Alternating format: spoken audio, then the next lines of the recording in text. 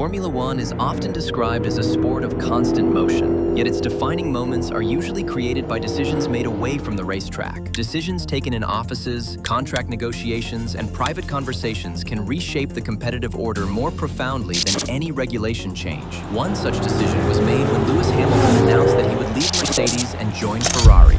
Hamilton's move was not simply another driver transfer. It was the most significant change involving a reigning multiple world champion since the modern era of Formula One began. To understand why, it is necessary to examine Hamilton's career, Ferrari's position within the sport, and the competitive landscape that made this decision possible.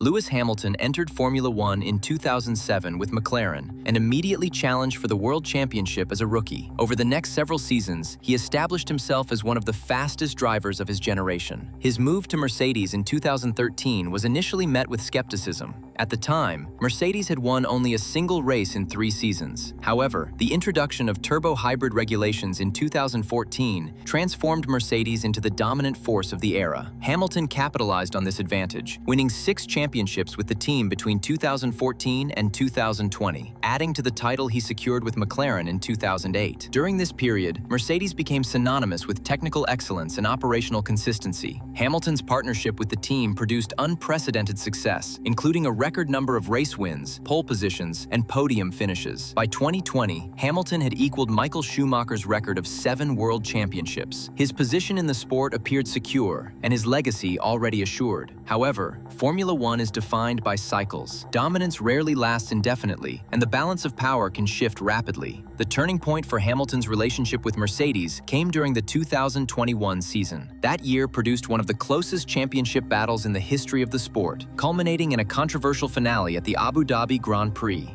Hamilton lost the title to Max Verstappen under circumstances that were heavily debated within the Formula One community. Following 2021, Formula One introduced a major regulation overhaul aimed at improving competition and reducing aerodynamic wake. Mercedes struggled to adapt to the new regulations. The team's innovative but flawed car concept resulted in inconsistent performance throughout the 2022 and 2023 seasons. For the first time since joining Mercedes, Hamilton went multiple seasons without winning a race. While Hamilton continued to perform at a high level relative to his machinery, the absence of championship-contending cars placed him in unfamiliar territory. Formula One is a results-driven environment, and even the most successful drivers are ultimately judged by wins and titles. As Mercedes worked to recover lost ground, Hamilton faced a critical question: whether to remain with the team that had defined his greatest successes or to pursue a new challenge late in his career. Ferrari occupies a unique position in Formula One. As the sport's oldest and most iconic team, Ferrari is the only constructor to have competed in every season since the championship began in 1950. The team's identity is deeply intertwined with Formula One itself. Success at Ferrari carries a symbolic weight unmatched by any other team.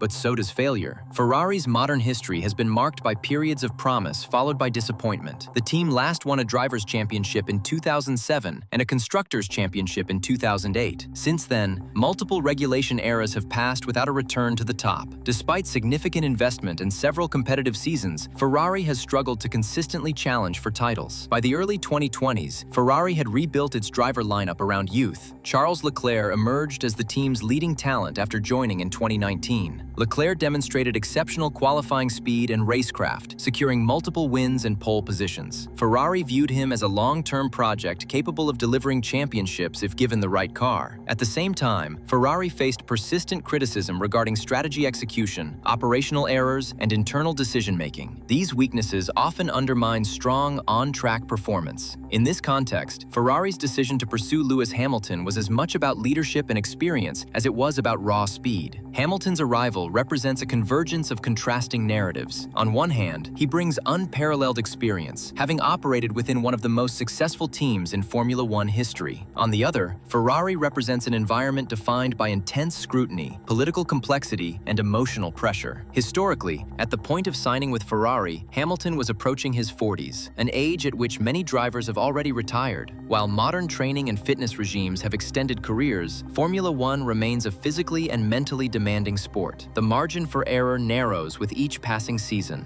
From Ferrari's perspective, signing Hamilton was a calculated risk. The team did not lack talent, but it lacked proven championship leadership in the hybrid era. Hamilton's presence offers a benchmark against which Ferrari can measure itself. His feedback, preparation methods, and understanding of championship operations are assets that extend beyond race results. However, the pairing of Hamilton and Leclerc introduces inevitable tension. Formula One teams often state that both drivers are treated equally, but history suggests otherwise. When championships are at stake, priorities tend to emerge. Managing two drivers with legitimate claims to leadership is one of the most complex challenges in the sport. Hamilton's adaptation to Ferrari machinery and processes will be closely monitored. Each team has unique engineering philosophies, simulation tools, and operational workflows. Success depends on alignment between driver and organization, something that cannot be guaranteed by reputation alone. The competitive context of Formula One further complicates the picture. The grid has become increasingly tight, with multiple teams capable of winning races under the right conditions. Red Bull's recent dominance, combined with the resurgence of other manufacturers,